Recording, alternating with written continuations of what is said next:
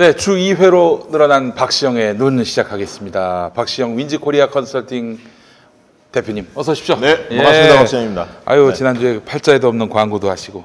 네, 학수고대했습니다. 예. 김엄마께서 오셔야 예. 이게 신이 나고 옆에서 맞장구 쳐줘야 이게 재밌게 진행하는데. 또 제가 또 그 방송을 듣는 입장으로 가보니까 이 프로그램이 얼마나 귀하고 유용한지를 또 확인할 수가 있었습니다. 이렇게 또 측면에서 또 한번 우리 프로그램의 가치를 확인할 수 있는 계기였다. 머리 식히러 어디로 가셨습니까? 제가 아주 재밌게 여행을 했습니다. 잘하셨습니다. 계속 여의도 방송 마치고 동쪽 끝으로 해서 양양 가가지고 양양에서 울진으로 해가지고 울진의 그 부령고객이라고 있지 않습니까? 거기 한 15km 정도 되는 계곡인데 거기는 국도 따라서 가는데 그렇게 기분이 좋을 수가 없더라고요. 세상에 이렇게 아름다운 곳이 있었나 싶었고, 아니 예전에 그 박용길 장로님이라고 문익환 목사님 사모님이시고 우리 문성근 배우님의 어머님이시죠. 일생민주화운동, 통일운동, 옥바라지 하다가 이제 나이가 들어서 교회에서 한빛교회에서 그러니까 문익환 목사님이 담임했던 한빛교회에서 그 어르신들 효도 관광을 보내드렸는데 우리에게는 흔하디 흔한 설악산을 가셨는데 설악산 가서 딱 앉아가지고 그 산 계곡 바라보면서 우리나라에 이렇게 아름다운 곳이 있었냐. 저도 그런 생각을 가졌습니다. 지난주에 못 오셔서 김엄마님 그 힘주려고 팬들이 또 음식을 해왔어. 그래서 안 계셔서 제가 먹었습니다. 아이고 잘하셨습니다. 너무너무 감사하고 또 오늘 그렇지 않아도 방청객 세 분이 또 오셔서 응원부대로 또 오셔가지고 너무나 감사합니다. 이제 코로나가 좀 한풀 꺾인 것 같아요. 상황 봐서 흐름상으로 보면은 이미 꺾인 것 같고 일단 중국이 지금 수습이 되고 있는 단계면은 뭐 더 말할 나위가 없는 그래서 거죠. 이번 주 금요일까지만 여기서 하고 다음 주에 다시 공개 방송으로 벙커원에서 홍대 부근에서 공개 방송 하는 게 어떨까 한번 고민을 해서 금요일쯤 알려드리겠습니다. 2주 동안 쉬었는데 그 다음 주는 벌써 선거가 2달도 안 남은 거 같아요. 그렇습니다. 정말 아주 임박했습니다. 임박했어요. 사건들이 너무 많이 터졌어요. 자, 그 얘기 들어가기 전에 광고부터 해야죠. 자, 내가 낸 병원비를 보장해주는 실손보험 얼마에 가입하고 계십니까? 값비싼 임플란트를 보장해주는 치아보험 얼마에 가입하고 계신지요? 운전자 보험은 물론이고 비갱신 암보험까지 보험료 때문에 힘드신 분들은 다음 카페 7,000원 운전자 보험을 검색하시기 바랍니다. 김용민 브리핑과 함께하는 보험, 어려울 때부터 함께했던 보험이에요. 다음 카페 7,000원 운전자 보험 연중 무휴로 밤 9시까지 상담 가능합니다. 016-360-0689 016-360-0689 또 02849-9730 02849-9730입니다. 보험료가 궁금하신 분들은 전화해 보시기 바랍니다. 만족하실 겁니다. 자, 그리고 신약, 땀이 가득 차서 찝찝한 신발 때문에 고생하시는 청취자분들을 위해서 스마트 름뱅이의 휴대용 듀얼 신발 살균기. 신발 속의 약이라고 해서 신약입니다. 새로울 신자 써서 신약이 아니라 신발 속의 약, 신약을 소개해 드립니다. 신약은 그 신발 내부의 습기를 자동으로 진단하고 온풍 대류와 또 UV로 이중 살균해서 신발 내의 세균을 최대 99.9%까지 다 잡히는 거 아닙니까? 그러면? 사멸시켜줍니다. 또 입에서 이제 발냄새가 나는 분들한테도 매우 좋습니다. 그러니까 신약 많이 애용하시면 되겠습니다. 농담입니다. 신약을 제 입에다 쓰면 안 되고. 자, 매일 세탁할 수 없는 신발 내부의 각종 균, 발에서 난 땀으로 인한 찝찝함 등을 한 번에 해결할 수 있습니다. 또한 신약은 산업통상자원부 주최 한국디자인진흥원이 주관하는 굿디자인 어워드에서 2019 우수 디자인 상품으로 선정된 제품이기도 합니다.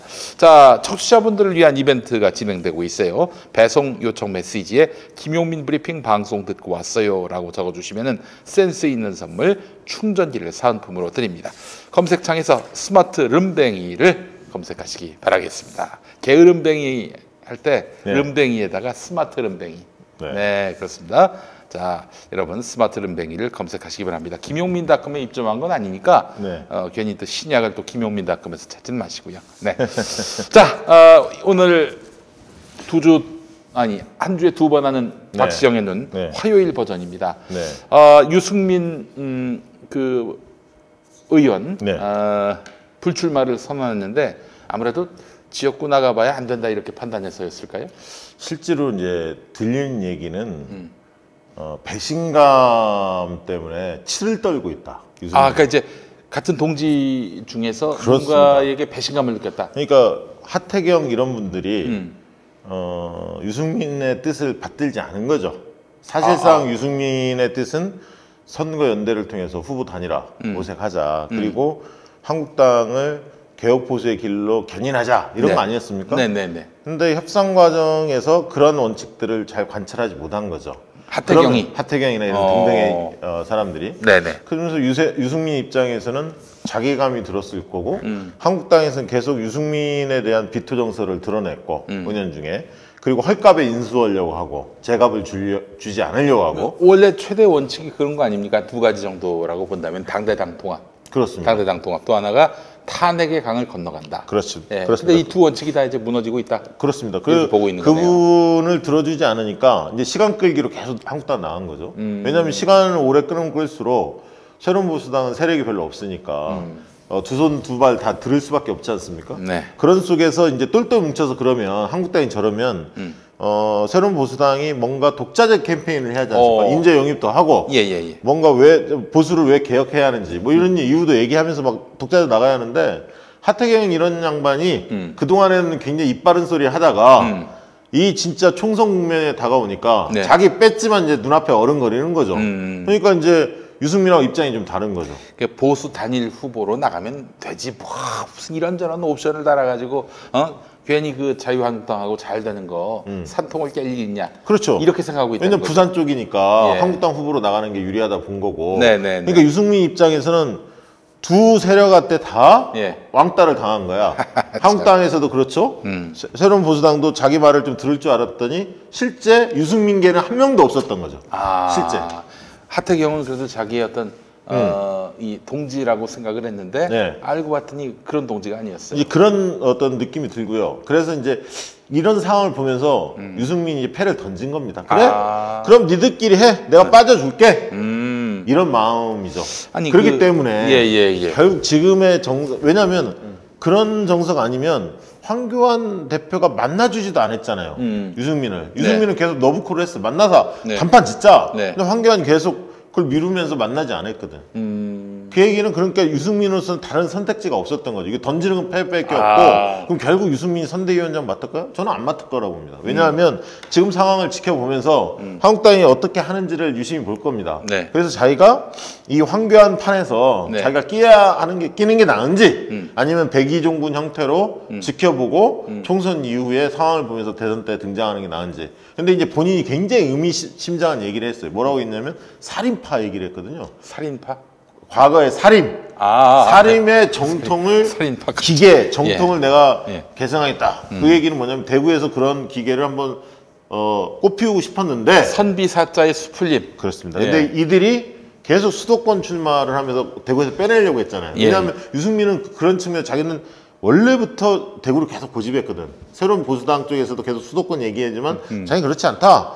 보수의 심장을 바꿔야 한다. 이런 어떤 자기 확고한 신념이 있었는데 그걸 계속 그런 얘기를 하니까 자기하고 뜻이 안 맞은 거죠. 그러니까 지금 제가 볼 때는 이런 측면에서 이번에 다 드러난 거죠. 하태경의 그 이율 배반적인 태도, 그다음에 황교안의 꽁한 리더십 이런 부분들이 다 드러났고 결국은 통합의 시너지는 제한적일 수밖에 없다. 저렇게 봅니다. 유승민 의원 좀 심한 게 믿을 사람을 믿어야지 하태경을 믿습니까? 하태경이요. 이미 그 바른정당 대선 실패 이후부터 무슨 얘기를 주야장창했냐면은 반 문재인 연대를 하자. 그러니까 당시에 이제 말하자면은 민주당을 뺀 나머지 당이 다 합치자. 합치자는 건 뭐냐면은 뭐 당을 합치자는 게 아니라 선거 연대를 하자. 그러니까 저쪽에서 민주당 후보가 나오면 이쪽은 단일 후보를 내자는 거죠. 그렇죠, 그렇죠. 그러니까 호남에서는 민주평화당, 뭐 또 혹은 뭐 저기 바른미래당, 그때 이제 국민의당이었군요. 국민의당, 또 우리 바른정당, 그리고 새누리, 자유한국당 해가지고, 그러니까 부산에서는 자기 지역구에서 자기가 나오게 하자. 뭐 이런 얘기였었는데 이 사람은 삼선이 관심이지, 삼선이 관심이지 무슨 뭐 원칙 있는 통합 그런 거 관심 없어요. 과거에 한국당의 이 작태에 대해서 굉장히 그 각을 세웠잖아요. 네. 비판을 많이 했는데 요즘에 쑥 들어갔잖아요. 아무 말 안 하잖아요. 아니 근데 예전에 그 차명진 의원이 네. 그 SBS 정치쇼에서 네. 마이크 꺼졌을 때 한 얘기가 네. 딴 놈들은 다 용서가 돼도 하태경은 용서가 안 된다. 그런 얘기를 했대요. 근데 둘 다 똑같은 사람들이지 서로 얘기 안 하잖아요. 그러니까요. 그리고 이 대통합신당이라는 용어를 꺼내 들었어요. 네. 통합신당이. 어디서 많이 들어본 신당 이름이네요. 예전에 대통합민주신당이라고. 그렇죠. 민주당 쪽에서도 열린우리당과 민주당이 합쳐서 대통합민주신당 한 적 있죠. 근데 대통합신당을 왜 꺼내 들었을까? 네. 그 얘기는 네. 결국 대통합이 안 되고 있는데 이름을 대통합을 붙이면서 뭔가 국민들한테 착시 현상을 불러일으키려고 하는 거 아니냐. 왜냐하면 지금 대통합이 아니잖아요. 네. 우리공화당, 김문수 계열들 다 빠졌고 이쪽에서 원래 주장했던 중도 쪽에 안철수까지 합쳐서 대통합을 하겠다고 했는데 네. 지금 대통합이 아니라 새로운 보수당, 전진당, 이현주 세력 요쪽만 조금 들어오고 안철수 옛날에 좀 따라다녔던 문배하고 김영환 이런 사람들만 지금 들어온 거란 말이죠. 저기 누구야?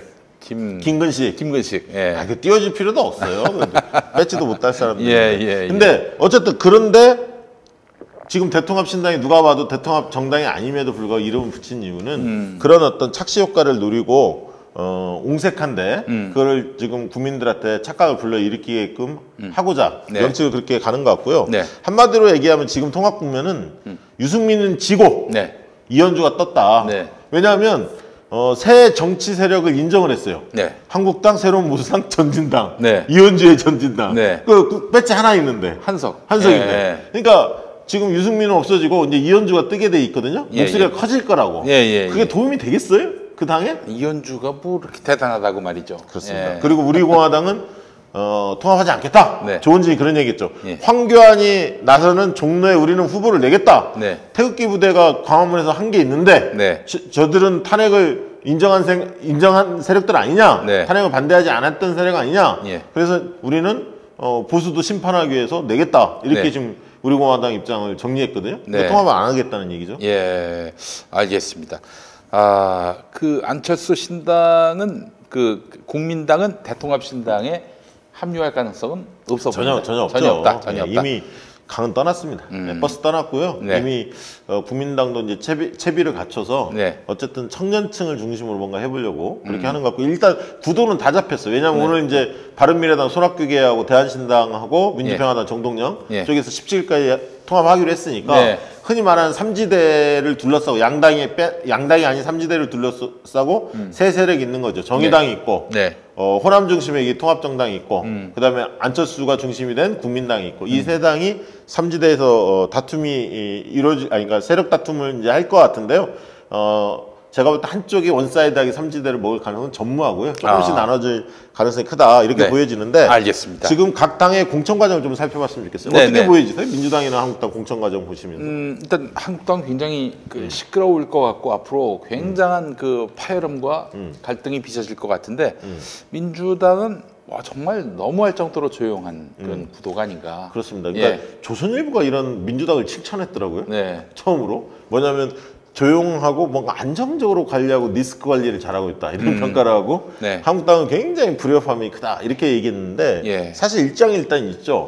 안정적으로 관리하는 측면이 있지만 민주당은 그 너무 흥행이 안 되지. 흥행이 안 돼. 너무 조용해. 역동성이 없어. 관심이 없어.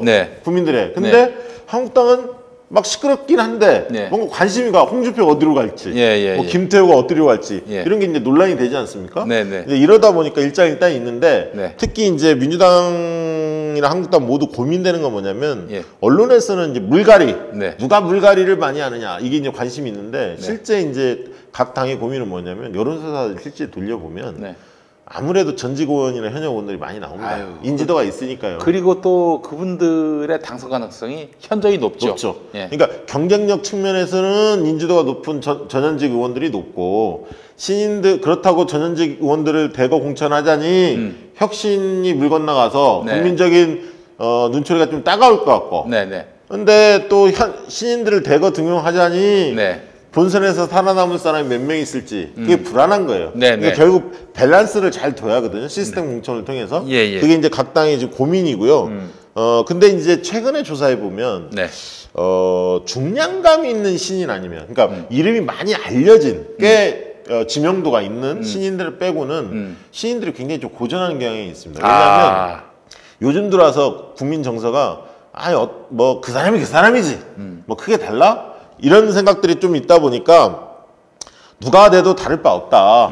경조사 챙기고 지역에서 그래도 굳은 일 좀 했던 사람이 좀 낫지, 이런 어떤 지역 밀착형, 네. 생활 밀착형 후보, 지역 일꾼을 선호하는 경향들이 좀 있습니다. 그러다 보니까 네. 시인 중에서 좀 그래도 정치적 감각이 있거나 아니면 좀 경력이 화려한다든가 뭐가 좀 있는 사람들은 도전이 되는데, 예를 들면 뭐 시의원, 구의원 출신이라든지 아니면 이제 뭐 흔히 말하는 장차관이라든가 뭐 청와대 뭐 비서관급이라든가 이제 흔히 말하는 뭐 대기업에서 뭘 했다든가 네. 아니면 스토리가 있는 영입 인사라든가 뭐 예를 들면 촛불시 상징인 뭐 김남국 뭐 이런 식의 뭐 뭔가 상징이 있는 분들은 경쟁력이 꽤 나오는데, 그렇지 않은 시인들은 상당히 고전하는 경향이 있다. 그런 생각이 들고, 그럼에도 불구하고 저는 시인들을 과감하게 발탁을 해야 한다는 입장입니다. 그러니까 현역 하위 20% 같은 경우는 가능하면 불출마를 유도하고 끝끝내 버티면 이분들에 대해서 공개되도록 유도하고 정무적으로 그리고 신인들이나 이런 분들을, 그 다음에 인재 영입했던 분들을 경선에 붙이거나 전략공천해서 물갈이를 과감히 해야 한다. 다소 불협화음이 있는 걸 두려워하지 마라. 그건 어쩔 수 없다. 그러니까 조용한 선거를 치른다 해서 반드시 승리하는 게 아니다. 저는 그렇게 봅니다. 전 그런데 이제 민주당의 신인, 예를 들면 뭐 현역 의원이지만 정은혜 의원이라든지 장경태 청년위원장이라든지 그 밑바닥에서 성장했던 인물들이죠. 또 여선웅 전 청와대 비서관인가요? 행정관? 비서관 했습니다. 비서관, 청년 비서관. 근데 이분들이 지금 맞붙는 상대가 만만치 않은 분들 아닙니까? 그렇죠. 장경태는 민병두 의원 쪽이고요. 김빔 그 김빈 행정관은 저기 노웅래. 좀 세죠. 그다음에 여선웅은 남윤순, 송파죠, 송파평. 각자 굉장히 센데 사실은 각 세 명 다 지역 기반이 별로 없는 신인이에요. 갑자기 어느 날 갑자기 마포갑 가겠다. 약간 뜬금없이 들어가는 느낌이 있거든요. 이제 그런 부분들이 동대문 가겠다. 조금 이제 그 과연 지역 주민들한테 어떻게 어필이 될지. 그저 정청래 의원이 그런 얘기 하더라고요. 갑자기 지역구를 정해서 가면은 그건 유권자에게 예의가 아니다. 이게 무슨 말인가요, 그게? 본인 같이 본인은 거기서 이제 오랫동안 활동하신 마포, 분이고, 저도 엊그제 이제 그 시사타파 TV에서 정청래 의원하고 방송 같이 한번 했는데 뒤풀이를 좀 오랫동안 했습니다. 하는데 그 얘기가 나왔어요, 마침. 그러면서 1년 전에는 좀 지역을 선정해서 갈고 닦는 것이 맞다. 물론 이제 부득이한 경우들이 있습니다. 중앙에서 활동하다 보면 중책을 맡다 보면 늦게 뛰어드는 경우도 있는데, 근데 뭐 그 정청래 의원의 입장에서는 본인이 선거를 치러본 경험상 그렇게 해야 지역 주민들이 마음을 열 수 있다. 뭐 이런 의미인 것 같습니다. 김용민의 2012년 패인도 40일 전에 가가지고 40일 전도 아니고요. 30일도 아니었어요. 뭐. 제가 볼 때는 거의 이긴 선거였는데 아시잖아요. 그 한 가지 때문이지 왜냐하면 김용민이 가지고 있는 전국적인 지명도가 있었기 때문에 이게 이런 거 있지 않습니까? 예를 들면 김용민 앵커나 이런 분들이 뛰어들면 어떤 거냐면 지역에 그 당시 저도 잘 알죠. 지역 모든 팬클럽들이 다 거기로 몰려들지 않습니까? 그러면서 식사하면서 술 마시면서 김용민이 대한다 막 얘기하면 지역 경제가 막 움직입니다. 이렇게 활성화되고 그래서 지지도가 그 당시 좋았잖아요. 한꺼번에 이렇게 간 거지 사실. 아니 지역 경제도 많이 살렸어요. 많이 살렸죠. 자원봉사하러 많은 분들이 오셨고 그 중에는 이제 거기서 눈이 맞아가지고 결혼한 분도 있습니다. 그렇습니다. 제가 그래서 그해 10월에 주례를 봤는데 주례하다가 갑자기 울컥한 거예요. 하라는 선거운동은 안 하고 이 인간들이 연연해가지고 내가 낙선했다고. 대충 그때 미건수나 낙검수나 이쪽이 그런 분들이 좀 많이 계시죠. 워낙 또 그때는 저 사실 젊은 분들이 많이 오셨고요. 사실. 근데 이제 이 얘기 하다 보니까 각 당 이제 경선 얘기 하다 보니까 홍천 얘기 하다 보니까 정봉주 전 의원 얘기 안 할 수 없고. 또 홍준표 양쪽에 하나씩 지금 큰 입장 차이가 나타나고 있는데, 정부주 전 의원이 오늘 이제 그 눈시울을 붉히면서 나를 잊지 말아달라. 너무 마음이 찡하더라고. 개인적으로는 너무 뭐 잘 아시는 분이시니까 네, 거의 네, 뭐 네. 형제나 다름없을 텐데 아유 뭐 어떤 그동안 느낌이 열심히 뭐 그 양반을 대변을 했었는데 아유 제가 그거는 선거 후에 얘기하겠습니다. 지금 뭐 너무 가슴이 아프죠? 그 우리 다 같이 대동단결해 가지고 뭐 애를 쓰시는 때 뭐 제가 의견 내는 게 뭐가 중요하겠습니까? 나중에 선거 지난 다음에 말씀드릴게요. 그러니까 지금 정봉주 전 의원님 마음에는 여러 가지 생각이 있을 거예요. 일단은 뼛속 깊이 나는 민주당 당원이라는 얘기를 하셨잖아요. 사실 그 얘기는 본인의 DNA가 정치적 DNA가 뭐 왔다 갔다 하는 사람은 절대 아니시니까. 아니 그 양반이 당적을 한번 포기한 적이 있었는데 본인이 포기한 게 아니라 그렇죠. 그 저기 대법원이 예. 그 피선거권 박탈을 해가지고 BBK 때문에. BBK 때문에 감옥 가면서 그 당적이 사라졌어요. 네. 이 양반은 한 번도 당을 옮겨본 적도 없고 없죠. 그것도 사실 BBK 건도 당을 위해서 싸웠죠. 그 당을 위해서 싸웠다기보다는 국민을 위해서 싸웠죠. MB의 최고 비리, 최대 비리 이거를 들춰냄으로써 이 사람 대통령 되면 큰일 난다. 역시 실제로 그렇게 정봉주의 예언대로 대통령이 돼서는 안 될 사람이었잖아요. 그렇습니다. MB가. 예. 참 그런 분인데. 이게 지금 정봉주 전 의원이 그 딱한 입장, 그러니까 억울한 면도 있고요. 당연히 본인 입장에서는 1심에서 이제 완전히 클리어 됐다라고 생각했는데 국민정서법 이게 이제 여전히 남아 있다 보니까 당에서 뭐 이런저런 고민이 있을 수밖에 없죠. 당의 입장도 좀 이해가 됩니다.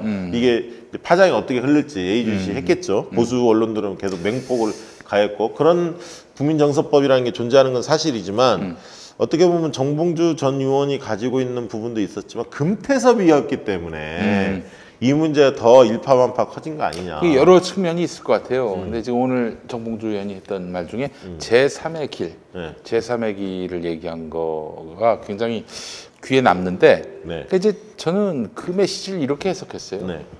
금태섭은 출마하면 안 된다. 아웃시켜라. 저는 그 메시지로 읽히거든요. 저도 뭐 그런 메시지로 읽었는데 그러면 현실적인 방법이 뭐냐. 현실적인 방법으로 일각에서는 뭐 정봉주 전 의원한테 무소속으로 나가라 이렇게 또 권유하는 지지자들도 일부 있습니다. 사실. 근데 저는 정봉주 의원 스타일로 봤을 때 그런 길은 선택하지 않을 것 같고요. 정봉주 의원의 이 어떻게 보면 성정이나 이런 걸 봤을 때 저는 그런 방법에 대해 동의하는 건 아닌데 근데 사실 우리 이해찬 대표께서 무소속으로 나오셔가지고 그러니까 이제 되셨잖아요. 저는 조건부인 것 같아요. 민주당이 어떤 입장을 정리하는지 보고 판단하겠다는 입장인 것 같아요. 그러니까 이제 그럼 민주당의 숙제가 던져진 거 아닙니까? 그렇죠. 그러면 현실적으로 지금 민주당의 입장에서는 추가 공모를 할 겁니다. 왜냐하면 지금 단수 후보니까 이제 정봉주 의원이 빠졌으니까 이런 지역에 대해서 추가 공모를 할 건데 아마 다음 주 월화수 이런 정도의 17, 18, 19 추가 공모를 할 겁니다. 그러면 추가 공모에 굉장히 개혁적이고 참신한 촛불 정신을 구현할 수 있는 사람들이 참여해서 만약에 경선에 뛰어든다면 그런 길을 당연히 민주당이 열어야 하고 그런 사람들이 나와서 정정당당히 승부해서 금태섭을 꺾을 수 있는 그런 어떤 환경들을 만들어라 라는 암묵적인 이 메시지가 아닐까. 정봉주 쉽게 얘기해서 금태섭 아웃시켜라 그런 거 아닙니까? 그렇죠. 그리고 지난번에 강제 당론인데 그걸 갖고 지멋대로 기권표를 던졌잖아요. 그 당대표가 반대했던 조응천 의원 그리고 그 금태섭 의원을 불러가지고 설득을 했죠. 설득하고 당부를 했는데 금태섭은 기권을 던져가지고 한마디로 빅엿을 먹였고 당에다가 조응천은 그렇게 그 자리에서도 그냥 맹성토를 했다는 거예요. 이래서야 되겠습니까? 이건 잘못된 법입니다. 했지만 당론이 그러하니 따랐어요 결국에는. 아니 당인의 도리가 뭡니까? 저는 그런 의미에서 보면은 조응천 의원이 잘했다. 저는 그래서 사실은 전략공천으로 새로운 사람을 그 금태섭을 날리고 심는 것보단 저는 드라마를 연출하는 게 더 중요하다고 봅니다. 정말 촛불을 상징하고 개혁적인 사람 중에 참신한 인사를 잘 발굴해서 정정당당한 경선을 통해서 금태섭을 완전히 꺾으면 할 말이 완전히 없어질 것 같아요. 금태섭 할 말이 없을 것 같습니다. 박시영 대표님 지금 말씀을 쭉 들어보니까 김남국을 내보내자 이런 얘기로도 읽히는 것 같습니다. 저는 이름을 거론한 적이 없습니다. 아 그래요? 예. 이름을 거론 안 하셨습니까? 네. 김남국 얘기를 안 하셨군요. 안 했습니다. 알겠습니다. 김자도 안 꺼냈습니다. 오해하지 마십시오. 아, 예, 알겠습니다. 여러 사람들이 있을 것 같고요. 혹시 금남국 금남국? 네. 여러분이 거론이 될 것 같고 아무튼 예. 찾아보면 답이 있지 않을까 싶고요. 예. 제가 이제 그 홍준표 얘기를 좀 해야겠어요. 아 홍준표 얘기 아주 재밌습니다 이거. 홍준표 지난번 안 나오셨을 때 네. 제가 홍준표가 선택 가능한 네, 네. 지역이 세 지역이 있다 그래서 팁을 한번 준 적이 있어요. 뭐냐면 네, 네. 지금 오늘 홍준표가 이야기했던 양산을 김두관 지사가 나가기로 했던데 네. 왜냐하면 거기 이제 문재인 대통령이 사저가 있으니까 퇴임 후에 거기 들었을 거 아닙니까? 네, 네. 이 지역 아니면 봉화을 그 우리 노무현 대통령 김해. 김해 김해을 네. 봉화가 있는 네. 아니면 창원 성산 네. 지난번 여행국 의원이랬던 예. 노동자 밀집 지역 네. 요 세 지역이 경남에서는 상당히 상징성이 있는 지역이다. 네. 창원 성산은 노동자 대표 지역이고 김해을은 노무현 대통령 그다음에 양산을은 문재인 대통령 이 상징성이 있거든요. 네. 이 지역으로 나가라고 네. 권유를 할 것 같다. 당이 네. 결국 홍준표는 그 중에 하나를 선택할 수밖에 없지 않을까라고 얘기했더니 네. 오늘 알아봤더니 홍준표는 그래 내가 양산을 나갈게 이렇게 예. 얘기를 했어요. 예. 근데 당은 아니다. 네. 너는 동대문을 나와라. 아니면 강북 다른데. 왜냐하면 동대문이 민병두 의원 지역인데 원래 또 자기가 홍준표 지역구예요. 정치를 거기서 했으니까요. 네. 근데 재밌는 거는 당에서는 한국 당에서는 김태호 전 지사한테 네. 양산을을 나가라고 추천했다는 거예요. 그래요? 홍준표는 서울로 올라오고 이렇게 지금 추천했다는 거예요. 그래서 오늘 지금 이 시간까지의 과정은 홍준표는 양산을로 만약에 당이 가라고 하면 네. 가겠다 네. 이렇게 이제 표현을 했는데 김용호 공관위원장은 서울로 올라오는 거 아니면 컷오프. 컷오프 시키겠다 이렇게 나온 거예요. 근데 이제 정치라는 거는 이제 중간에 이게 좀 맞물려서 여러 가지 좀 이면 대화들이 오고 갑니다. 네. 서로 기세 싸움이긴 한데. 그렇죠. 예. 근데 이제 김태호는 양산을 만약에 당해서 그렇게 내리꽂으면 자기는 수용하겠다 한 발 물러섰어. 그러면 적어도 김태호하고 김두관은 한 판 붙는 거예요 이번에. 네. 한 판 붙는 겁니다. 예. 근데 그러면 전 경남지사. 그렇지. 예. 전 경남지사. 홍준표도 전 경남지사야. 어. 어차피 전전 대결이야. 거기는 다. 예. 누가 붙어도. 예. 근데 홍준표가 상대하기는 좀 쉽잖아요. 네. 김두관 지사의 입장에서는 네. 흠이 있으니까. 예. 본인도 도지사 하다가 중간에 올라왔기 때문에 대선 출마하면서 예. 한번 허물이 있잖아. 예. 그걸 이제 벗어야 하는데. 근데 재밌는 거는 생각해보세요. 양산을의 시민의 입장에서 본다면 네. 김태호가 오든 홍준표가 오든 생각을 해보면 네. 이 지역은 문재인 지역이야. 서영수 의원이 당선된 지역이에요. 어려운데 서영수 의원. 그리고 또 양산에 네. 문재인 대통령 집이 있어요. 집 있다니까. 그러니까 이걸 김해을이 봉화마을에 있지 않습니까? 그럼 양산을도 멀지 않은 곳에 있어요. 예. 그러면 퇴임 후에 예. 이 지역은 관광객들이 미어 터질 수밖에 없어. 문재인 대통령 좋아하는 분이 얼마나 많습니까? 네. 그러면 봉화 갔다가 네. 양산 갔다가 네. 서로 왔다 갔다 하는 관광 자원들이 어마어마하게 몰릴 거란 말이야. 낙동강 벨트면서 문재인 노무현 관광 벨트가 되는 그렇지. 거고. 그러니까 지역이 네. 지역 경제 살아나죠. 네. 그렇지 않겠습니까? 네. 그렇기 때문에 김두관 지사가 그 부분을 잘 자극하면 시민들한테 그런 어떤 배경들을 잘 설명하면 충분히 저는 승산이 있다고 봅니다. 김태호가 오더라도. 네. 그리고 김두관 지사의 입장에서는 어쨌든 제도하게 발판을 마련할 수도 있죠. 여기서 꺾으면 네. 김태호나 홍준표를 꺾으면 네. 어쨌든 경남에 다시 맹주로서 위상을 붙일 네. 수도 있는 굉장히 절호의 기회가 온 겁니다. 네. 알겠습니다. 그래요. 홍준표, 김태호 어디로 갈 것인가? 근데 어떨 것 같아요? 홍준표 저는 짧게 같아요? 홍준표는 무소속으로도 나간다고 그러니까 봅니다. 홍준표는 만약에 그것을 제일 걱정할 만약에 홍준표를 잘랐다. 네. 그럼 무소속 나가거든. 근데 이렇게 되면 어떡해요? 양산을에 자유한국당 김태호, 네. 더불어민주당 김두관, 그리고 무소속 홍준표. 홍준표는 무소속 나가려면 자기 고향으로 가지. 예. 어떻게 거기를 덤벼요? 예. 알겠습니다. 두 번 죽이면 안 돼. 예. 알겠습니다. 그래요. 지금 하여튼 홍준표는 뭐 지금 누구의 지시를 받고 혹은 뭐 누구의 어떤 그런 지령을 받고 움직이는. 근데 사실 사람들이 네. 홍준표를 욕하지만 저는 황교안을 요구한다고 봅니다. 이 지점 중에 홍준표는 억울한 측면이 있어요. 뭐냐면 네. 전직 대표로서 예우를 한 적이 있나요? 전혀 없어. 전혀 없잖아요. 밥을 같이 먹어본 적이 있어요. 무시했잖아요. 계속 무시하고 자기 대선의 라이벌이라고 생각하고 밖으로 계속 밀어냈거든. 그러니까 홍준표가 저렇게 밖으로 도는 거예요. 사실. 황교안이 반성할 대목이에요. 네. 좀 불쌍하더라고 홍준표가. 아휴, 이빨 빠져갖고 자기 고향 간다는데 이빨 빠져서. 그러니까 이제 홍준표가 지난번 황교안이 당대표 선거 나왔을 때 그때도 본인도 나오려고 했잖아요. 그렇죠. 그 왜 그랬겠어요? 내가 당대표가 아니면 나는 개무시당한다. 이런 본능적인 어떤 그런 염려들이 있었던 거예요. 예, 알겠습니다. 자, 그리고 오늘 이제 여론조사가 예. 발표가 됐는데 네. 사람들이 웅성웅성거렸어요. 네. 왜냐하면 엠브레인이 뉴스원하고 네. 뉴스원 의뢰를 받아서 엠브레인이 조사를 했는데 뭐가 나왔냐면 기사에 정부 여당에 대한 중간 평가냐. 네. 그러니까 지금 이번 총선이 네네. 이렇게 했더니 55.6%가 그렇다라고 답을 한 거야.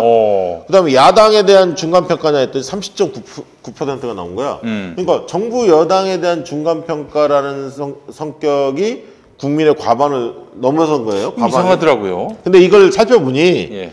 이렇게 물었더니 예. 민주당 지지층이나 진보층이 어떻게 답을 했는지 테이블을 가지고 제가 분석을 해봤어. 네. 귀하게 얻었어 자료를. 아 그래요? 네. 분석을 딱 해봤더니 예.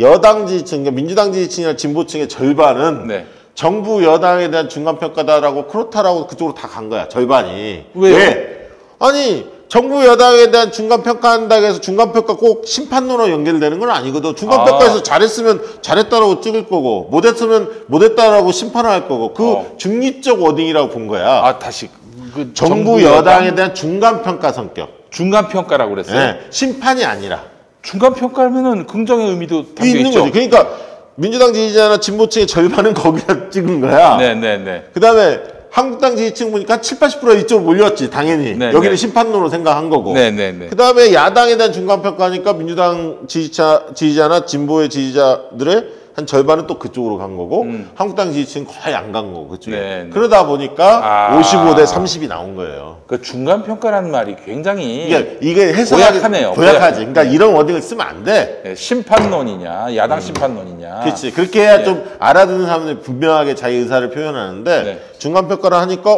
대통령에 대한 중간평가를 맞는데 난 대통령이 일을 잘할 것 같으니까 그것도 괜찮은 것 같은데 이렇게 간 거죠. 그 층이 꽤 있다는 거예요. 그래요. 근데 지난번에 한국 리서치가 그렇게 한번 정부 여당 심판론, 야당 심판론 그걸로 설문 걸었다가 한국당으로부터 아주 굉장히 공격을 많이 당했잖아요. 그래서 문항을 이렇게 고약하게 바꿨나요? 아니 이렇게 물어보는 것도 있는데 이거는 사실은 선거를 좀 미리 저희도 이런 조사를 해봤어요. 사실은. 근데 이거는 선거를 몇 개월 앞설 때는 성격을 어떻게 보는지를 이런 걸 조사할 수 있는데 선거에 임박하면 임박할수록 실질적으로 이제 사람들의 정치적 판단 쪽으로 질문을 직접적으로 물어보는 게 좀 안 헷갈립니다. 해석도 분명하고 만약에 이렇게 하다 보니까 기사들은 보수 언론이나 이런 데에서는 마치 이 55.6%를 정권 심판론인 것처럼 그렇게 해석해서 기사를 막 써대죠. 그런 측면에서 이제 먹잇감을 하나 준 거예요, 사실. 그래서 지금 시점에서 조사는 굉장히 오해 없도록 응답자들이 오해 없도록 분명하게 해주시는 게 낫다. 그런 생각이 듭니다. 달라진 게 없다. 그 여론이 정권 심판론에 기울어졌다는 것은 오해다. 이렇게 보시면 될 것 같습니다. 자, 지금 가짜 뉴스가 아주 막 번지고 있습니다. 그렇습니다. 워낙 가짜 뉴스가 많은데 저도 받아본 거 누가 물어보더라고요. 뭐 한국당이 148개 지역구에서 우세하고 있고. 민주당이 97개 지역에서 우세하고 있다. 이런 게 이제 기자들 사이에서 돌고 있다 하면서 저한테도 누가 건네줬어요. 그렇다면 이게 수도권에서 굉장히 한국당이 우세하다 이런 얘기 아닙니까? 147, 148까지 나왔다면은. 이게 완전히 근데 제가 알고 있기로는 그렇진 않은 것 같은데. 이거 완전히 사기예요, 사기. 사기. 한마디로 사기. 개구라. 왜냐하면 전혀 이렇지 않고요. 지금도 여론조사 해보면 지역구 중심으로 해보면 민주당이 한 140개 나옵니다. 그러나 지금 이제 숨어있는 샤이 보수나 네. 바닥 민심이 그렇지가 않아서 긴장을 하고 있고 격차가 계속 좁혀지고 있다는 느낌은 들어요. 네. 그렇지만 수치상 찍히는 걸로 보면 여전히 민주당이 상당히 앞서고 있다. 그 대표님, 그 민주당이 한 뭐 지역구 140개 정도에서 앞서는 걸로 대략 그렇게 나온다고 말씀하셨는데 한국당은 얼마 정도? 한국당은 이제 100개 정도밖에 안 되죠. 100개 정도. 예. 90몇 개, 100개 정도밖에 안 되는데 거꾸로 한 거네요. 예, 아니 거꾸로 한 겁니다. 거꾸로 한 건데 한국당 148, 예. 민주당 97개가 아니라 그런데 거꾸로. 예. 다만 이제 체감하는 국민들이 바닥에서 체감하는 것은 보수층이 워낙 목소리를 세게 내거든요. 왜냐하면 이게 있습니다. 예. 기세를 지금 보수층이 막 기세를 잡고 있거든요. 그 바닥에서는. 유튜브도 보면은 뭐 세죠. 예, 정권, 우파 유튜브가 힘을 얻고 예, 있으니까. 우파 거의 탄핵까지 얘기 나오지 않습니까? 대통령 탄핵까지 얘기를 하면서 네. 상당히 이제 목숨을 건다는 느낌이 든단 말이에요. 네. 굉장히 절박하게 움직이고 있죠. 특히 기독교계 그다음에 이제 원래 보수층들 네. 이런 분들이 많이 나서고 있는데 지금 민주당의 그런 측면에서 민주당 지지층들이 민주당 중앙당이나 지지층들이 상당히 긴장을 해야 합니다. 왜냐하면 원래부터 민주당은 지금 그 흔히 말하는 개혁을 지지하는 개혁 세력인 확고한 핵심 지지층이 있고 네. 탄핵에 실망했고 탄핵 과정에서 그 문재인 대통령이 초반에 잘해서 새로 붙었던 약지지층이 있어요. 강지지층과 약지지층이 있거든요. 강지지층은 개혁에 대해서 굉장히 열망이 강한 세력들이고요. 약지지층은 태도나 감성적인 걸 중시하거든. 한국당이 너무 막말하고 못돼 먹으니까 그렇죠. 이쪽으로 붙은 세력들이거든요. 네. 근데 이제 약지지층이 최근 들어서 약간 동요합니다, 사실. 그리고 강지지층도 이래저래 좀 불만이 많이 쌓인 거예요. 네네. 그러다 보니까 굉장히 소극화돼 있습니다. 그러나 여론조사하면 여전히 민주당 쪽이 상당히 우호적으로 나오는데 주변에서 말문을 많이 닫았죠. 적극적으로 말문을 열지는 않고 있습니다. 그래서 이 말문을 그러면 어떻게 트일 거냐. 네. 이게 지금 상당히 중요한 대목입니다. 네. 그런데 지금 민주당 보면은 공천 자격 심사를 하고 있지 않습니까? 면접을 하고 있잖아요. 후보자들. 이러다 보니까 스피커가 없어. 현안이 봉봉봉봉 터지는데 예. 여기에 대해서 강하게 대처하는 사람이 별로 없다는 거예요. 그게 지금 굉장히 아쉬운 대목이고 그거를 빨리 보강을 해. 정청래도 잘 안 보이잖아요. 예를 들면 정청래 의원이 과거에 이제 목소리를 많이 대변했는데 요즘에도 뭐 유튜브나 여러 가지 활동 많이 하고 계시지만 옛날에 비하면 많이 아니 줄었죠. 앞장섰다가 정봉주 꼴 나면 어떡합니까? 그러니까 이게 그런 거예요. 지금 상황이 전체적으로 보면 예. 상당히 그 스피커로 활용이 될 만한 사람들이 몸을 적극적으로 드러내지 않고 있는 거죠. 그 차라리 우리 전에 박 대표님 말씀하신 대로 불출마하는 사람들이 그래요. 그런 그러니까 사람들이 좀 표창원, 예. 이철이 예. 이런 사람 좀 나서줘야 돼. 네, 그래도 그분들은 뭐 지금 거의 3선, 4선 몸살이는 네. 뭐 그런 스탠스를 취하실 분들이 아닌데 뭐 그러니까 기대를 해봅니다. 예. 지금 보면은 선거라는 게 늘 이제 기세 싸움인데 기세가 저쪽이 오히려 살았고요. 보수 쪽이 진보 쪽이 기세가 좀 주춤하는 네. 그런 양상입니다. 그래서 그 부자 몸조심이라는 지적도 나오죠. 나오죠. 예. 그러니까 아까 했던 좀 시끄럽더라도 역동성 있는 모습을 좀 보여줘야 하고요. 현안에 대체하면 예를 들면 오늘 태영호 얘기 나왔잖아요. 태영호를 인재 영입하고 공천하겠다 수도권에서 이런 얘기 나왔어요. 여기에 대해서 세게 안 박잖아요. 어제 김홍걸 의장님이 정말 무서운 분이에요. 그분은. 그럼 그 양반 말씀 뭐냐면은 황장엽 예. 단지 그 보수 정권 황장엽이 김대중 대통령 씹고요. 네. 노무현 대통령 씹고요. 그렇게 자기 보수층에게 반대되는 정권을 씹는 역할만 했지 이 사람들이 예를 들어서 대한민국 뭐 국가 정체성에 동의한다든지 뭐 황장엽 같은 경우에는 주체 사상을 만들었다 뭐 이렇게 알려져 있잖아요. 자기 주체 사상은 잘못됐다느니 이런 식으로 뭔가 대한민국 체제에 자기가 이제 말하자면은 이제 일원이 되겠다라고 한 적도 없이 그냥 단순히 진보 정권 비난하면은 다 우리 편이고 우상시하는 이런. 그러니까 태영호도 그렇다는 얘기예요. 우리가 언제 태영호에 대해서 그 사람이 이 대한민국의 일원으로서 그렇죠. 그 도덕성을 갖췄는지 기본적으로 이제 공직 후보자로 나설 만한 뭐 지금 무슨 성추행 의혹 그것 때문에 북한에서 쫓겨났다 이런 얘기도 지금 나오고 있는 판 아닙니까? 그렇습니다. 그러니까 예를 들면 그 한국당 입장으로 보면 이게 빨갱이 출신 아니에요. 실제 빨갱이잖아요. 그렇죠. 예. 예. 근데 그런 분을 물론 전향했다고 치고 공천할 수 있냐. 그다음에 경호상도 엄청 문제가 있어요. 이분이 네. 만약에 유세하고 돌아다녔을 때 네. 그들의 논리라면 예. 굉장히 경호상의 위협이 있는데 그거를 과연 공천한다는 게 말이 되냐. 네. 이런 논리도 성립이 되죠. 네.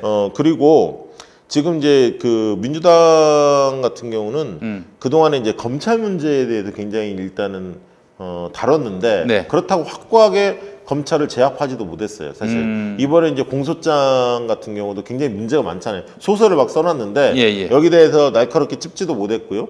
지금 이제 정경심 재판 과정들을 보면 진실들이 하나둘씩 드러나고 있습니다. 네. 이 부분에 대해서도 적극적 대응을 지금 못하고 있죠. 네. 왜냐하면 검찰과 조국 문제를 건드리면 선거에 별로 도움이 안 된다. 이렇게 판단하는 것 같아요. 네. 그런데 그러면 차라리 한국당 문제에 대해서 잘못하고 있는 여러 문제에 대해서 날카롭게 그러면 포문을 열던가 네. 검찰 문제에 대해서 약간 적극 대응을 안 하려면 한국당 확실히 패야 하는데 네. 이것도 저것도 아닌 지금 스탠스거든요. 그래서 이 부분에 대해서는 이해찬 당대표 이하 이 지도부가 심각하게 한번 고민을 지금 해야 한다. 네. 뭔가 타깃책을 마련해야 한다 이런 생각이 좀 들고요.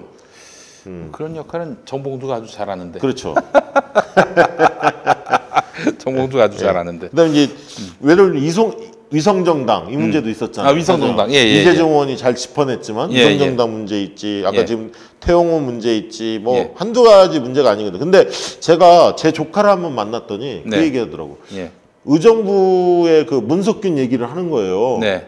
문희상 아들. 네. 그래서 그 문제도 여전히 진행 중인 줄 알아. 이게 지금의 청년들은 잘 몰라요. 아하.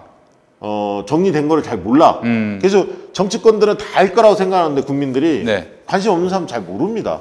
그래서 이렇게 그 나름대로 그 신경을 썼던 부분들에 대해서 효과적으로 홍보를 해야 하는데 잘 안 되고 있어요. 네. 회자가 안 되고 있고. 아직도 김용민을 국회의원으로 하는 사람도 있어요. 그 막말 파문에도 불구하고 당선된 줄 아는 사람들이 많아가지고 제가 그것도 제 입으로 아니라고 얘기를 하고 다니는 참 비루한 상황이 있었습니다. 예. 그리고 지금 공약이 잘 안 보여. 공약이 안 보이죠. 그러니까 예. 뭐라고 얘기하냐면 저기 허경영의 국가배당금. 국가혁명 배당금당 네. 해서 뭐 월 얼마 주겠다. 뭐 네. 예를 들면 파격적이잖아요. 네, 거기는 늘 그렇게 지르고 보는 쪽이니까. 출산하면 3천만 원? 뭐 이런 식의 결혼하면 하는데 1억 원? 뭐 그랬던 이런 것 같아요. 건데 약간 그 과거의 친환경 무상급식처럼 회자가 될 만한 정책이 좀 나와줘야 한다. 아, 그래요. 무상급식 그때는 그 당시 한나라당이 워낙 반대를 해서 더욱 홍보가 됐어요. 홍보가 돼요. 더욱 홍보가 이슈가 됐어요. 되려면 찬반이 붙어야 하거든. 네, 네, 그래서 네. 찬반이 찬반이 붙을 수 있는 공약이 좀 나와줘야 한다. 와이파이 뭐 내긴 냈는데 네. 그렇게 폭발적인 것 같지는 않아요. 혜택을 받는 분들은 분명히 있지만 네. 1호 공약이. 네. 그다음에 뭐 청춘 신도시인가요? 뭐 청년 주거 문제 해결을 위해서 뭘 내긴 냈거든요. 근데 그 사이에 여러 인재 영입 뭐 이런 여러 가지 일들이 있다 보니까 좀 묻혔어. 네. 공약 발표가. 그리고 그다음에 이제 코로나 정국이고 지금은. 그래서 앞으로 그 정책 공약을 잘 준비했다가 네. 코로나 정국이 조금 한풀 꺾인 시점에서는 국민들이 반응할 수 있는 그런 공약도 내야 하고요. 네. 그래서 공천을 어떻게 하고 있는지도 잘 만들어서 20, 30대한테 전달할 필요가 있겠다는 생각이 듭니다. 네, 알겠습니다. 네, 박시영의 눈 2부입니다. 자, 오늘 또 한 분의 예비 후보를 모셨어요. 네. 예, 누굽니까? 네, 그 의정부 을 지역이죠. 의정부가 이제 갑과 을이 있는데 네. 아까 얘기했던 문희상 아들 네. 문석균 씨가 거론이 됐던 지역은 의정부 갑이고요. 갑이고요. 의정부 을은 네. 홍문종. 아, 홍문종 의원이 예. 있었던 지금도 현역 의원입니다. 신박신당. 예, 아, 그 그래요? 홍문종 의원이 있는 지역입니다. 네. 거기에서 민주당 후보로 예비 후보 등록을 해서 뛰고 있는 네. 문은숙 후보를 모셨습니다. 아유, 어서 오십시오. 안녕하세요. 네, 감사합니다. 예. 반갑습니다. 감사합니다. 근데 홍문종 그 형님이 장기 집권하지 않았어요? 몇 번이나 했더라? 몇 번 했죠? 2번 이제 8년. 8년 했나요? 홍문종이 그 전에도 했어요. 그 전에도. 홍문종 그 형이 민주당도 했던 걸로 알고 있어요. 그래요? 아닌가? 난 못 들어봤는데. 그거는 아니었던 것 같은데요. 아닌가요? 예, 전 못 들어. 원래 홍문종이 그쪽 사람이에요. 아, 그래요? 저는 그렇게 알고 있는데 모르겠습니다. 알겠습니다. 한번 찾아보시죠. 예. 자, 문은수 후보한테 물어볼 것들을 좀 진행을 해볼까요? 네네네. 일단 처음 보는 분들이 대다수일 텐데 본인이 어떤 사람인지 좀 설명을 해주시겠습니까? 네. 네. 가장 최근에는 국무총리실에서 이낙연 총리를 보좌해서 시민사회 비서관을 했었습니다. 근데 사회생활을 본격적으로 시작한 거는 이제 소비자 운동가로 시작을 했고요. 시민운동가죠. NGO? 예, NGO에서 활동을 시작했습니다. 그래서 소비자 운동을 16년 16년 정도 해왔죠. 그리고 소비자 운동을 하면서도 이제 가장 주력했던 것이 그 소비자들의 생명과 네. 안전의 가치를 지키는 것을 주로 해와서 그 일을 하다가 그 당시에 2000년대 초 후반에 계속해서 쓰레기만두 파동에서부터 김치의 기생충 알 사건에서부터 중국에서 멜라닌 사고에서부터 그런 게 쭉 있으면서 국가 대책의 하나로 식품안전정보원이라는 기관이 생겨서 몇 년도에 생겼나요? 그 기관이 2009년에 네. 생겼죠. 그래서 그 기관 만들어지는 것을 주도하다가 초대원장으로 그러면 그때가 MB 정부 때 아닙니까? 예, 그랬죠. 근데 어떻게 그 시민사회 출신을 발탁한 배경이 있나요? 첫째는 그 식품안전에 있어서 국민을 보호하는 기관이 필요하다는 주창을 제가 했었고, 그래서 준비 작업을 좀 했었고요. 그러면 노무현 대통령 있을 시절 때부터 때죠. 꾸준히 이야기가 됐었던 사안인가요? 됐던 사안이다가 이제 그 다음에 이제 광우병 사태라든가 큰 사건이 벌어지면서 급하게 이제 이명박 정부 들어서면서 시작이 됐는데, 첫째는 그런 이유였었고요. 준비를 해왔었고, 두 번째는 의사가 진영이 다르다고 환자를 치료하지 않는 것처럼 전문가로서 해야 될 일이 있다고 저는 생각을 했고요. 또 그렇게 해서 사실은 그때 그 기관의 낙하산 인사를 막으려고 국회 그 당시 야당이던 민주당 의원들이 적극적으로 저를 사실은 밀었습니다. 그래서 지금도 의회에 계시는 전해숙 의원이라든가 전현희 의원이라든가 그런 분들이 적극적으로 시민사회의 전문가를 초청을 해야 된다라고 해서 두 번의 거절 끝에 원장을 했었습니다. 네. 제가 맞았습니다. 우리 문종희 형이 한번 민주당에 갔었어요. 그런가요? 그 언제냐면은 이제 김대중 대통령 당선되시고 새정치 국민회의가 여당이 됐잖아요. 그때쯤에는 이제 한나라당이었다가 그러니까 97년에 정권을 잡은 때. 네. 그래서 이제 이 형님이 그 새정치 국민회의로 갔다가 그 2000년 총선 때 이제 공천을 받아야 되는데 문희상 의원이 공천받고 본인은 낙천되니까 탈당을 해가지고 무소속으로 나갔어요. 그런가요? 그런 일이 있었습니다. 예. 무소속으로? 무소속으로. 근데 민주당은 아니잖아. 근데 어쨌든 그 전에는 새정치국민회의 있었죠. 그 전에. 새정치국민회의. 예. 아유 정말 디테일에 강한. 물 좀 주세요. 예. 제가 그래서 별명이 용테일입니다. 그래? 용테일. 예. 디테일에서. 예. 좋습니다. 역시. 아이고 근데 이낙연 국무총리하고 같이 일을 하셨는데 제가 알고 있는 이낙연 국무총리와 같이 일하는 분들은 이게 보통 고역이 아니다. 얼마나 꼼꼼한 양반인지 정말 감당할 수 없을 정도로 힘들다. 그런 얘기를 다 들었습니다. 그때 우리가 그 얘기했잖아요. 그때 추미애 보좌관 모셔갖고 임혜자 이낙연이 까칠하냐 추미애가 까칠하냐 둘 다 모신 분이었어요. 이낙연은 추미애의 남자 버전이다. 이렇게 정리한 거 아닙니까 그때? 어떻습니까? 까칠한가요? 엄격하시죠. 아니 근데 얼마나 대단하시냐면은 딱 보면 알아요. 저 사람이 지금 마음속에 무슨 생각을 하고 있는지 다 알고 계시는. 맞죠? 근데 겉으로는 전혀 드러나지 않아요. 네, 그래서 속으로는 다 알고 계십니다. 얼마나 계셨어요, 총리실에? 1년 반? 1년 반? 정도 있었습니다. 그 전에 가습기 살균제 관련해서 국정조사 특위 이런 거 하셨을 때도 참여하셨나요? 했었죠. 그 당시에 그때는 신분이 어떤 신분이었나요? 그 당시에는 서울연구원, 그러니까 시정개발연구원이 이름 바뀐 서울연구원에서 그 서울시의 건강도시하고 안전도시, 먹거리 보장도시 정책을 만들 때였었고요. 또 워낙 국제적으로 그 국제표준화기구의 소비자 안전 의장을 하고 있을 때여서 이제 국제적으로도 사실은 우리나라 가습기 살균제 본인이 사고가 의장할 때에서요? 예. 근데 그게 가습기 살균제 사고가 사실은 전 세계적으로 굉장히 쇼크를 주는 사건이었어요. 화학물질 제품 하나로 지금 현재 사망자 수가 1,549명이에요. 그런 사고가 없었거든요. 그래서 국제적으로도 관심이 있었고 저도 그걸 국제적으로 알리는 데 좀 역할을 했었어야 했고 그래서 특별위원으로 참여를 했었습니다. 근데 지금 경력을 이렇게 보니까 세계보건기구 자문관, 네. 국제식량농업기구 전문위원 이렇게 네. 국제기구에서도 활동했는데 그렇게 활동하는 분들이 많이 있습니까? 우리나라 출신이? 우리나라는 거의 없죠. 그리고 일부 활동하시는 분은 공무원이었던 게 계기가 돼서 가는 분들이 많고 시민사회 출신으로 전문가가 돼서 국제기구에서 활약하시는 분은 사실 거의 없습니다. 그럼 누가 추천을 해야 갈 수 있는 건가요? 뭐 경로는 지금 이제 우리나라도 그 개선해야 되는 건데 경로가 그러니까 진입 장벽이 굉장히 높아요. 그래서 공무원이어서 정부를 통하지 않으면 진입하기 어려워서 아마 젊은 세대들은 국제기구에 많이 도전을 하고 싶을 텐데 그것도 저는 개선해야 될 점이라고 생각이 되는데 저는 시민사회에서 활동하면서 국제소비자기구라는 국제기구에서 운동을 하면서 그게 계기가 돼서 네트워크가 돼서 가는 사례고요. 고향이 어디십니까?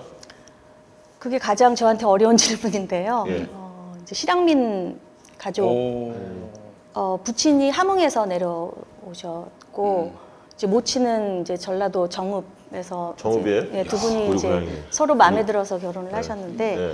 그래서 남북 예, 여남이네요. 예, 맞습니다. 남북여가 아니라. 그리고 이제 그 곧바로 군인으로 군복무를 하셨기 때문에 전국을 다 돌아다녔어요. 그래서 저희 형제들은 고향이 다 다르고 저는 강원도 홍천에서 태어나고 홍천. 예, 동생들은 뭐 전주에서 태어나고 그래서 살아본 것도 뭐 경기도 뭐 인천, 부천, 고양시 뭐 전주 다 알겠습니다. 이곳저곳에서 살아봤죠. 대학 때는 어떤 학생이셨습니까? 대학교 때는 그 4학년 때는 이제 부총학생장을 해서 이제 학생운동을 학생운동 하셨어요? 예, 대학교 1학년 때부터 했었고 뭐 그때 학생운동 굉장히 격렬할 때 아닙니까? 격렬했죠.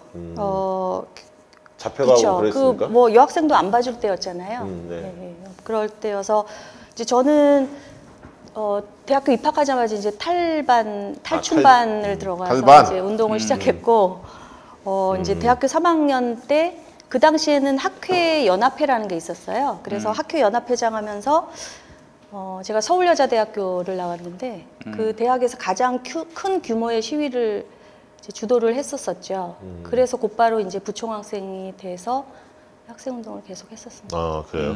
보니까 특이한 게 제가 조금 특이하다고 본 게 이 학사는 사회복지학을 했고요. 석사는 한국 사상사를 했고 박사는 소비자 경제.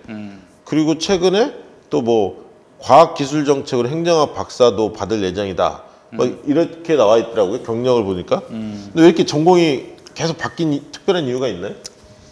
그냥 제 마음과 관심을 따라서 저는 공부를 했고 뭐 학자가 되고자 하는 게 꿈이 아니었기 때문에 사회사업은 어렸을 때부터 꿈꿨던 저 어렸을 때의 경험 때문에 이제 가난, 뭐 불평등 이런 것에 대한 관심이 많아서 워낙 하고 싶었던 거였었고 이제 소비자 운동을 하면서 도대체 이 소비 윤리나 이런 게 다 외국 철학만, 서양 철학만 얘기를 하고 있어서 한국 사상 속에서 소비 윤리, 지속 가능한 소비에 분명히 정신이 있을 거다. 그래서 이율곡의 소비 윤리를 좀 연구를 했었고. 그러면 NG 활동하면서 석사를 받으시네요? 예. 그러니까 공부를 좀 뒤늦게 했죠. 그리고는 이제 10년 소비자 운동을 하다가 보따리를 싸고 느즈마키 미국에 가서 소비자 쪽 분야에 공부를 해서 박사학위를 취득을 했고. 소비자 경제? 예.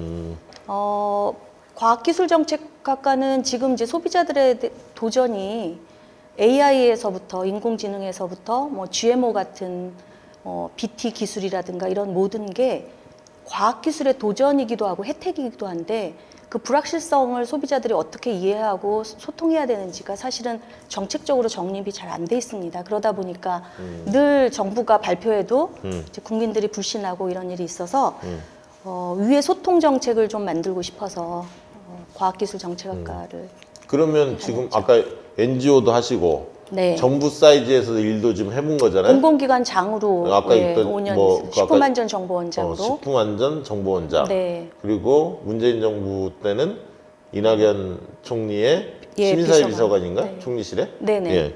그렇게 하셨는데, 그러니까 NGO도 있고 정부 사이즈에서도 일을 해보신 거예요? 해봤던 경험 중에서 가장 그 기억에 남는 성과라고 볼 만한 게 있다면 뭐가 있을까요? 우선은 뭐 제 인생의 가장 큰 역동적인 시기에 했던 이제 소비자 운동. 이 소비자 운동이 중요한 게 내가 노력하면 불특정 다수의 생명을 구할 수 있는 결과가 생겨요. 대단히 공익적인. 예, 그래서 제가 처음 했던 것이 유엔에서 선진국에서는 다 금지시킨 화학물질을 우리나라에서 농약이나 화장품이나 약품에 넣어서 파는 거를 적발하는 것부터 했었어요.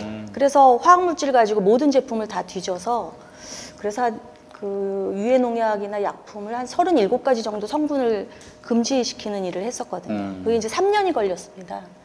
그러니까 그거는 사실은 우리는 모르죠. 있었는지도 그런 물질이 있었는지도 모르고 누가 안 하면 계속 먹게 되고 막지 못해서 발생한 사건이 가습기 살균제 사건이었거든요.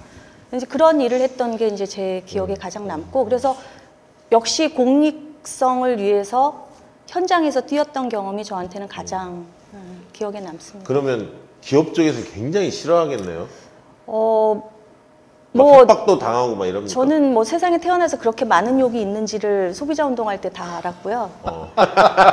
그리고 뭐 전화로 뭐 평생 결혼을 못하게 만들어주겠다는 뭐 악담 전화로 계속 협박하고 사무실도 막 찾아옵니까? 찾아오죠. 이렇게 메고 찾아와서 뭐 퇴근을 못해서 그때 소비자 단체 사무실이 광화문에 있었는데 종로경찰서에서 와서 보호해서 퇴근하기도 하고. 아이고. 지금은 어때요? 소비자 운동이? 지금은 좀 달라졌죠. 그리고 우리가 이제 대적해야 되는 소비자가 이제 겪고 극복해야 되는 것이 눈에 보이지 않는 문제들로 커졌어요. 예전에는 부정 불량식품도 뭐 이렇게 웬만한 거면 다 알고 그랬는데 이제는 뭐 DNA 검사해봐야지 소비자 문제가 있는지를 알게 되고 보이지 않는 적과의 금융 뭐 문제라든가 개인정보 문제라든가 뭐 AI 때 윤리적인 문제라든가 눈에 보이지 않는 문제이기 때문에 사실 매우 고도화되고 매우 전문성이 요구되는 문제가 되죠. 그러면 예를 들면 그 90년대, 2000년대에 비해서 지금은 소비자 운동에 종사하시는 분들의 예를 들면 회원 수라든가 아니면 상근자 수라든가 이런 것들이 단체 수라든가 이런 게 많이 확대가 됐습니까? 그렇지는 않은 것 같습니다. 이제 워낙 90년대나 2000년대 초에는 소비자들이 놀래야 되는 사건들이 많았어요. 사실 제가 처음 소비자 운동 시작했을 때 해야겠구나 하는 생각이 들었던 사건, 사고가 뭐였냐면 그 당시에는 고춧가루에도 톱밥을 섞어서 팔던 때였고 그 방부제를 무좀약을 식품 방부제로 쓸 때였었어요. 그게 80년대, 90년대 초였거든요. 예. 그러니까 그런 사건이 알려지면 이제 소비자들이 회원도 들고 뭐 활동을 했지만 지금은 극복해야 되는 게 보이지 않다 보니까 오히려 소비자들이 참여하는 율은 예전보다 좀 달라졌고 1인 소비자 운동들이 많이 늘었죠. 온라인상으로 또는 카페 같은 걸 통해서 문제를 같이 겪는 엄마들이 모여서 위의 분유에 대해서 저항한다든가 그러니까 소비자 운동이 이제 온라인으로도 많이 가고 매우 기술적인 영역으로 갔기 때문에 예전과 같은 형태는 좀 아닌 것 같습니다. 네. 총리실에서 그렇게 시민사회 비서관으로 일하게 된 배경이랄까요? 어떤 발탁된 배경이 있나요? 누가 뭐 추천했나요? 추천은 여러 곳에서 했다고 저는 들었고 시민사회 쪽에서? 예, 시민사회와 이제 제가 이제 국제 시민사회에서 리더로서 활동하고 있어서 마지막 선택은 이제 이낙연 총리께서 하셨는데 이제 우리가 지금 세계가 하나인데 우리가 지금 뭐 신종 코로나나 모든 겪는 문제가 이웃에서 옆집에서 겪었던 것처럼 전 세계로 순식간에 도는 문제이기 때문에 이제 국제 시민사회를 이해하는 사람, 그리고 지금 현재의 소비자 문제, 시민 문제를 진단할 수 있는 사람, 뭐 그렇게 판단하고 뽑았다는 얘기는 들었습니다. 칭찬을 좀 받은 적 있어요? 1년 반 동안 일하시면서? 그런데 네. 그 제가 어떤 말을 들었는데 그 말이 칭찬인 거다라고 다들 얘기를 하더라고요. 근데 직접적으로 이낙연 총리님의 스타일이 직접적으로 이렇게 칭찬을 안 하는 스타일이세요. 근데 이번에 나올 때 같이 나오신 건가요? 같이 나왔죠. 같이 나와서 마지막 날 이제 이렇게 차를 함께 마시면서 하신 말씀이 인생 선배로서 인생을 살면서 내가 했던 일을 구구절절 설명할 일을 만들지 말고 살아라 라는 얘기를 하시더라고요. 군더더기 없이. 예, 그래서 총리께서 민주당에 그대로 남아 있었던 것, 그리고 그 다음에 정치 행보를 했던 것이 다 보면 왜 했는지를 이해할 수 있고 내가 한마디로 설명하면 다 납득할 수 있게 사는 것이 좋다고 또 조언을 해주시더라고요. 그래서 따뜻한 면도 있으세요. 뭘 배웠어요 거기서? 이낙연 총리한테? 뭐 총리님이 늘 얘기하시는 것처럼 그 원칙, 저도 뭐 군인 아버지에서 배운 원칙, 그리고 역시 격이 저는 중요한 것 같습니다. 격, 품격. 예, 정치인은 정치인의 격이 있고 운동가는 운동가의 격이 있고 그런 것처럼 그게 책임이라는 말도 될 수 있을 것 같아요. 우리가 얘기하는 뭐 기업의 책임, 뭐 시민의 책임인 것처럼 그리고 여러 가지 사안을 제가 설명하는 뭐 문장을 단문으로 이렇게 하시는 굉장한 재주가 있었어요. 예를 들어서 시민사회 비서관으로 있으면서 가장 분투했던 것이 그 우리나라의 그 여의도의 46배라고 하는 국립 그 도시공원을 네. 도시계획에서 풀어주는 해제하는 일이 있었어요. 이제 그걸 막느라고 정말 분투를 시민사회하고 했는데 마지막 장관을 앉혀놓은 국정현안회의에서 이낙연 총리께서 한마디로 정리를 하시더라고요. 뭐라고 하셨던가요? 시민에게서 공원을 뺏는 일이 생겼습니다. 그러니까 정말 누구도 그건 해서는 안 되는 거잖아요. 지금 숲을 더 만들어야 되는데 미세먼지 때문에 그러니까 누구도 반론을 제기하지 못하는 그러니까 그런 면들이 그러니까 사안을 굉장히 정확하게 보고 어떻게 접근해야 되는지를 잘 아는 분. 그래서 저는 이제 그런 일을 하는 방법을 많이 배운 것 같습니다. 그리고 제가 궁금한 거는 역대 이런 소비자 운동을 했던 사람이 국회의원이 된 적이 있었습니까? 없었습니다. 야당도 없었나요? 한국당 없었습니다. 쪽도? 예. 그래요? 네. 아니, 한국당에서 민주당도 안 하는데 한국당에서 혹시 모르잖아. 싶은 한국당이 생각이 또 할 수도 있지. 네. 문은수 후보님 제가 좀 검색해봤는데 아니 의정부 출신 아니다 뭐 그런 이유로 지역에서 막 아니 어떻게 딴 지역에 있는 사람이 와서 출마할 수 있느냐 시비를 거는 분들이 있는 것 같은데요. 네, 네. 그거 어떻게 답변하세요? 그거에 대해서? 맞습니다. 뭐 워낙 뭐 사실 고향이 워낙 없고 연고 대한민국 전체가 고향 아니에요? 그렇죠. 군인 가족이 그렇죠. 그리고 뭐 지구촌도 지금 하나인데요. 그리고 이제 기본 그런 중에도 제가 한 20-30번 이사를 다녔는데 그런 중에도 깊은 인상을 가진 인연이 있었던 게 의정부 일이었어요. 의정부 예. 어떤 인연이 있었어요? 그러니까 의정부 지역이 뭐 소득도 물론 낮지만 사회 경제적으로 매우 취약한 곳인데 경기 남부에 비해서 경기 북부는 그쵸. 많이 취약해요. 많이 취약하죠. 이게 제약 요건이 너무 많아요. 맞습니다. 예. 군사적으로도 뭐 그렇지. 개발이 안 되고 뭐 아니 거기 끝이니까. 끝이죠. 예. 그래서 여러 가지 제약 조건이 있는데 청소년들이 그러다 보니까 청소년들이 전문가들을 만나서 돌아가는 세상의 변화를 접할 기회가 없어요. 그래서 전문가들을 초청하는 그 청소년 자치 배움터라는 몽실학교라는 게 있습니다. 경기도에서 이제 야심차게 마련한 학교인데요. 경기도에서 한 거예요? 예, 경기도에서.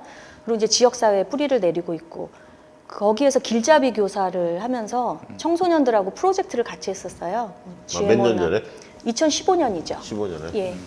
그래서 그러면서 특강 요청도 와서 가서 시민들도 만나고 시민사회도 만나고 하면서 여기서 그런 인연이 저한테는 굉장히 강렬했었고 또 이제 제가 세계보건기구나 국제식량농업기구나 국제기구에서 일했던 것이 도시 하나를 건강도시, 안전도시로 설계하는, 기획하는 일을 쭉 해왔었습니다.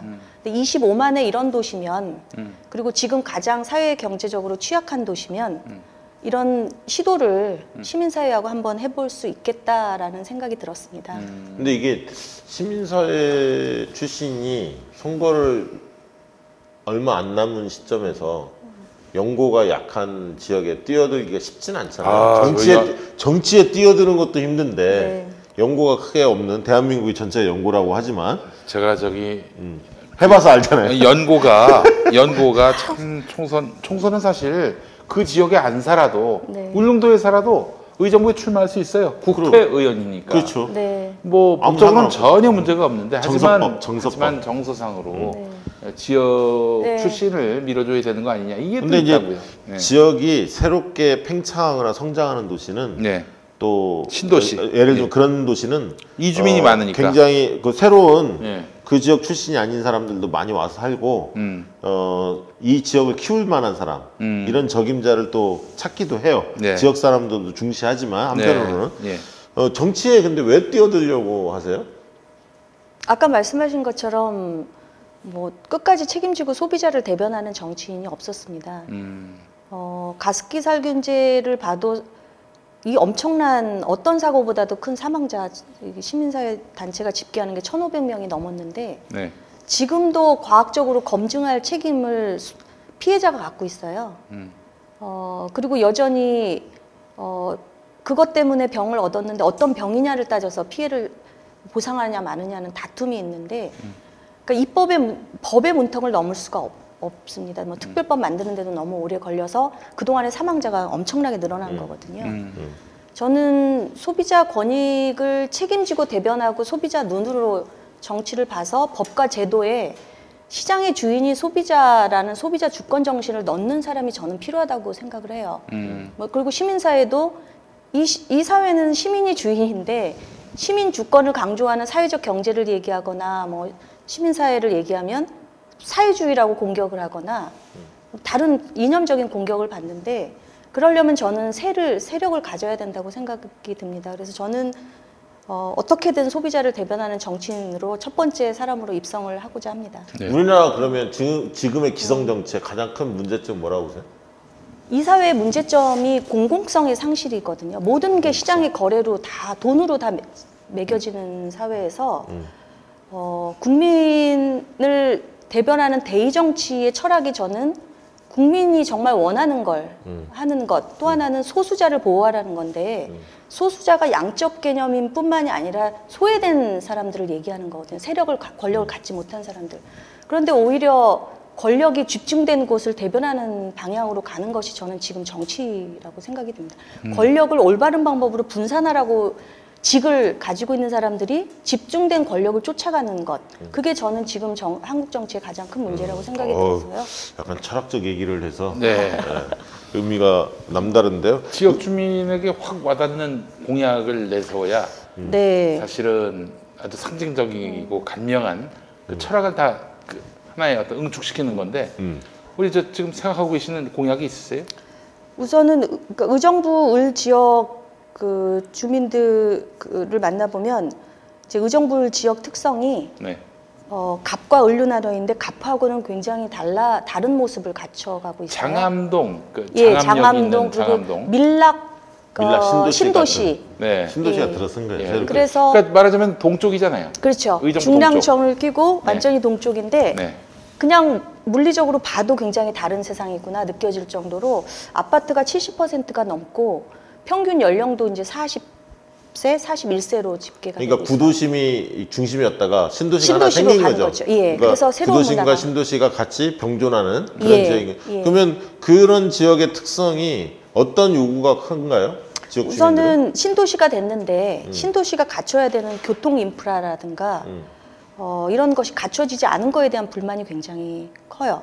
그러니까 개발을 생각하는 정치인에 의해서 여러 가지 인프라가 곳곳에 갖춰졌지만 그게 통합적으로 이루어지지 않고 시민들이 활용하기에는 너무 접근성도 떨어지고 그러다 보니까 의정부 을 사람들이 또 시민들이 특징이 직장을 찾아서 서울로 출퇴근하는 사람들이 많아요. 또는 경기 북부로 올라가야 되는. 네. 그런데 각각에 나갈 수 있는 그 교통 체계가 일종의 동맥경화처럼 이렇게 막혀 있어요. 그걸 뚫어달라는 것이 오랜 이제 염원. 수건이구나. 예. 수건 사업이구나. 그래야 여기에 머물 수 있다는 거죠. 안 그러면 떠나고 싶은. 그러니까 설문조사나 이런 걸 통해 보면 떠나고 싶은 거예요. 여기 너무 머니까. 서울에서 들어가 보면 1시간 반에서 2시간이 걸리는 지역. 그게 원래 의정부 쪽에 옛날에 GTX 뭐 한쪽에 축이 그리 들었었지 근데 않나요? 아직은 그 원래 얘기는 있죠. 의정부 얘기는 쪽에. 있죠. 그래서 사실은 지하철도 지금 8호선 연장을 우리 시민들은 원하고 있고 거기 그 의정부 경기 북도의 중요한 의정부를 정말 경제 활성화까지 견인해 내려면 교통 체계를 해결해 줘서 일자리를 찾아서 자유롭게 시민들이 움직일 수 있게 하는 거 그게 가장 큰 수건입니다. 근데 늦게 뛰어들면 이렇게 안에서 이제 먼저 자리를 잡은 이제 후보들도 계실 거고 이렇게 이제 텃세 같은 것도 있지 않습니까? 네. 지역에서도 오래 활동했던 분들. 그 텃세 중에 하나가 아니 그 지역 출신도 아닌데 왜 여기 내려오느냐 낙하산 아니냐 그 얘기잖아요, 사실은. 그러니까 그런 어려움들이 늘 따르잖아요. 네. 뒤늦게 뛰어들다 보면 어떻게 극복하고 계십니까?